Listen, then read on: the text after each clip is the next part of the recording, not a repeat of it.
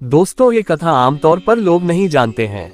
ज्यादातर लोग सोचते हैं कि वट सावित्री के अंतर्गत सिर्फ सावित्री और सत्यवान की कहानी ही सुहागिन स्त्रियां व्रत के समय सुनती व पढ़ती है।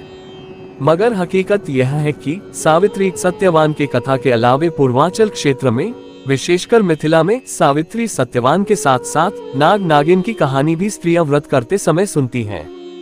दोस्तों, मैं आज आपको इसी दुर्लभ कहानी को आपसे शेयर करने जा रहा हूँ। ये कहानी मिथिला प्रदेश की है, जहाँ एक प्रतिष्ठित ब्राह्मण श्री काशीनाथ झा अपनी पत्नी माया देवी के साथ रहते थे। पंडित श्री काशीनाथ झा की पूरे इलाके में अपनी विद्वता के कारण चर्चा होती थी। वह बहुत बड़े ज्योतिष शास्त्र के ज्ञाता थे। उनकी पत्नी भी बेहद साध्वी थी। उनकी पत्नी रोज अपने हाथ से खाना बनाती थी। जब वह चावल पकाते थी तो चावल का जो मार निकलता था, उस मार को अनजाने में एक झोझड़ में फेंक देती थी। उस झोझड़ में एक नाग नागिन का बसेरा था। पंडिताइन चावल का मार जो फेंकती थी, उसके गर्मी से नाग नागिन तो बच गए थे, लेकिन उनकी संतान उस गर्मी को झेल नहीं पाए और मारे गए। नागिन बड़ी दुखी हुई और अपनी संतान की मौत का बदला लेने के लिए अपने पति को प्रेरित किया। नाग और नागिन वहां से हटकर दूर जंगल में जाकर बस गए। मगर उन्होंने प्रतिज्ञा कर लिया कि अपने संतानों की मौत का बदला वह काशीनाथ झा से जरूर लेंगे। जिस तरह से पंडिताइन के कारण वह निसंतान हो गए, वैसे ही पंडित जी के भी सभी बच्चों को वह मार के रहेंगे। वह पंडित जी के भी वंश को नहीं चलने देंगे। पंडित जी के घर में घुसकर वह उनकी संतान को नुकसान तो नहीं पहुंचा सकते थे, क्योंकि पंडित जी ने उसे अपने मंत्र से कील कर रखा था। अतः नाग और नागिन उनके घर में घुसकर किसी भी इंसान को डस नहीं सकते थे। नाग और नागिन अपने संतान की मौत का बदला लेने के लिए घात लगाए रहते थे। एक दिन उनको इसका मौका मिल गया। पंडित जी की बड़े लड़के की धूमधाम से शादी हो रही थी। शादी के बाद पंडित जी का लड़का दुल्हन के साथ लौट रहा था। लौटने के क्रम में वह एक वटवृक्ष के बगल में बने सराय में विश्राम कर रहा था। तभी वह विषैला नाग अपने पूर्व काल के वैर का स्मरण करके वहां आया और उनके लड़के को डस लिया। वह नाग बड़ा ही भयंकर विषधारी था। उसके विष के प्रभाव से आदमी तो क्या, पेड़ पौधे भी जलकर राख हो जाते थे। कहते हैं कि नाग के डसते ही उसके विष के प्रभाव से पंडित जी के लड़के की सिर्फ राख बची। पंडित जी के घर में कोहराम मच गया। नई बहू आए और विधवा हो गई। पंडित जी ने अपने लड़के की राख को संभाल कर रख लिया। इसके बाद उन्होंने अपने दूसरे लड़के की भी शादी की, मगर इस बार भी वही हुआ। उस विषधर नाग ने पुनः उनके लड़के को डसा और वह लड़का भी विष से जल गया। इस तरह से पंडित जी के 7 में से 6 लड़के मारे गए। पंडित जी ने अपने सभी लड़कों के राख को संभाल कर रख दिया और उन्होंने ये पता लगाने का प्रयास किया कि ऐसा क्यों हुआ, क्यों नाग मेरे बच्चे को डस रहा है। ये सवाल बार बार उनके मन में उठ रहा था। उन्होंने अपने गुरु से इस बात की चर्चा की। गुरु जी ने ध्यान लगाकर पता लगा लिया और उन्हें बताया कि तुम्हारी पत्नी चावल का मार जिस झोझड़ में फेंकती थी, उसी झोझड़ में एक नाग नागिन का जोड़ा रहता था। तुम्हारी पत्नी के द्वारा जो मार फेंका गया, उससे उसके बच्चे मारे गए। वह नाग तुमसे उसी का बदला ले रहा है। वह नाग बेहद जहरीला है। वह अपने विष से पेड़ को भी डस ले तो पेड़ भी राख हो जाए। अतः अब तुम्हारे आखिरी बच्चे की भी जान खतरे में है। पंडित जी यह सब जानकर डर गए। वह अक्सर अपने बच्चे की रक्षा का उपाय सोचते रहते थे। उनका अब एक ही संतान बचा था, जिसका नाम उन्होंने भोलेनाथ रखा था। वह लड़का अपने नाम के अनुरूप ही सरल निश्चल था। धीरे धीरे वह लड़का बड़ा होने लगा। उसकी भी उम्र शादी की हो गई। उसकी भी शादी के रिश्ते आने लगे। मगर पंडित जी को अपने गुरु की बात याद आती थी और वह रिश्ता टाल जाते थे। वह जानते थे कि मेरे इस पुत्र की भी जान खतरे में है।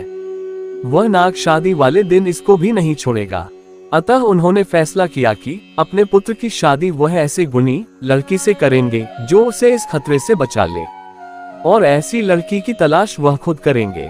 ऐसे ही गुणी लड़की की तलाश में पंडित जी एक दिन नदी पार करके दूसरे गांव में गए। वहां उन्होंने लड़कियों का एक झुंड देखा जो आपस में हंसी मजाक करते हुए जा रही थी। पंडित जी तो ज्योतिष के जानकार थे, एवं उसके धर को जांघों तले दबा दिया। नाग अब न तो हिल सकता था, न डोल सकता था। वह झबही ही में मुंह से दूध और लावा खाने लगा। उसमें इतनी हिम्मत ही नहीं बची थी कि उस लड़की को डंसने सके। उस लड़की के सामने उसकी सारी ताकत, सारी कोशिश बेकार जा रही थी। उधर नागिन परेशान थी कि उसका पति अब तक उस लड़के को डस के क्यों नहीं लौटा। वह खुद इस बात का पता करने वहां आप करने आए। शतभिषा नक्षत्र था और वो रजस्वला थी, अतः वह नदी पार करके उस बट वृक्ष के नीचे नहीं आ सकती थी, क्योंकि शतभिषा नक्षत्र में सर्प पानी का स्पर्श नहीं करते हैं। क्योंकि शतभिषा नक्षत्र में यदि नागिन पानी का स्पर्श करे तो 7 जन्म तक निसंतान रहती है। अतः नागिन ने नदी के उस पार से ही समस्त दृश्यों को देखा और अपने पति को उस लड़की के कब्जे में देखकर उसने वहीं से चेतावनी देते हुए कहा कि ओ दुष्टा, मेरे पति को छोड़ दे, वरना जिस तरह से तुम्हारे सभी जेठों को मारा, तुम्हें भी तुम्हारे सभी सगे संबंधियों सहित मार डालूंगी।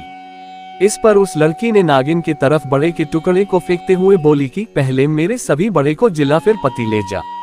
नागिन ने कहा, पहले मेरे पति को छोड़ो, फिर तुम्हारे मरे को मैं जिला दूंगी। बहुत देर तक दोनों में रस्साक्षी चली, मगर नागिन का जब कोई बस नहीं चला तो उसने अपने एक सहयोगी नाग को बुलाकर कहा कि जाओ, नाग लोक से अमृत ले आओ। नागिन के आदेशानुसार उस नाग ने अमृत लाकर उस लड़की को दे दिया। लड़की ने भी उस अमृत को अपने मृत जेठों के राख पर छिड़का और उसके सभी जेठ जिंदा हो उठे। नाग नागिन ने भी उस लड़की को आशीर्वाद दिया कि जो कोई जेठ अमावस्या के दिन तुम्हारी कहानी को सुनेगा, उसे नागों का भी कोई भय नहीं रहेगा। उधर पंडित जी भी अपने सभी बच्चों को जिंदा देखकर अति प्रसन्न थे।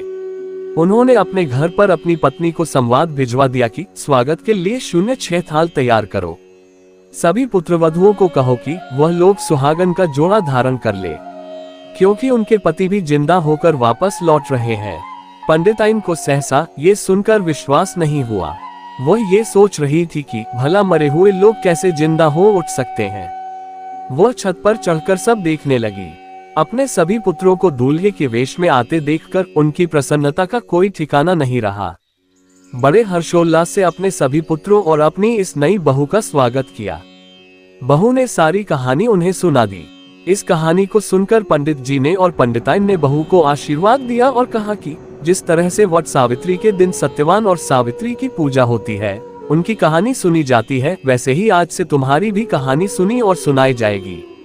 तो जो भी इस कहानी को सुनेगा वह सदा सुहागन रहेगी। हमारी वीडियो में दी गई जानकारी और कहानी आपको कैसी लगी हमें कमेंट में जरूर बताएं। अगर चैनल पर नए हैं तो चैनल को सब्सक्राइब करें। तो मिलते हैं अपनी अगली वीडियो में। धन्यवाद।